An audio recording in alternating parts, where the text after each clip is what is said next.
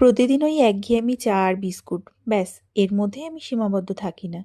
মাঝে সাঝে কিন্তু একটু নিত্য নতুন খাবার তাদেরকে একটু পরিবেশন করলে তাদের মনটাও ভালো লাগে, আর তার সাথে সাথে আমার নিজের মনটাও অনেকটা শান্তি পায়।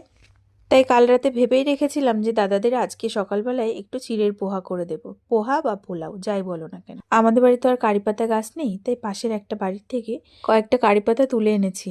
কারি পাতাগুলো না প্রচন্ড পরিমাণে নোংরা ছিল, তাই আমি বেশ কয়েকবার জল দিয়ে ভালো করে ধুয়ে পরিষ্কার করে আবার কিন্তু জল ঝরাতে রেখে দিয়েছি। অন্যদিকে কিন্তু আমি চিড়েগুলিকেও আবার ভালো করে ধুয়ে 2-3 বার বেশ ধুয়ে নিয়েছি, আবার জল ঝরাতে রেখে দিলাম ঝরঝরে হওয়ার জন্য। এবারে আমি দেখো এখানে বেশ কয়েকটা পেঁয়াজ কলি, আলু, পেঁয়াজ, লঙ্কা, সমস্ত মটরশুঁটি সমস্ত কিছু কিন্তু একসাথে ভালো করে কেটে ধুয়ে নিয়েছি। সকালবেলা যেহেতু আমি খুব ব্যস্ত থাকি, তাই অতটা ভাগে ভাগে আলাদা আলাদা করে ভাজবার মতো সময় আমার কাছে থাকে না।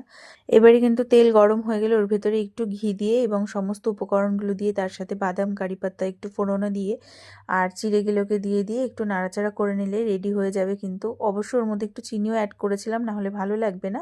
রেডি হয়ে গেছে আজকে আমার চিড়ের পোলাও, তার সাথে কিন্তু দাদাদের জন্য চাও রেডি করে নিয়েছি।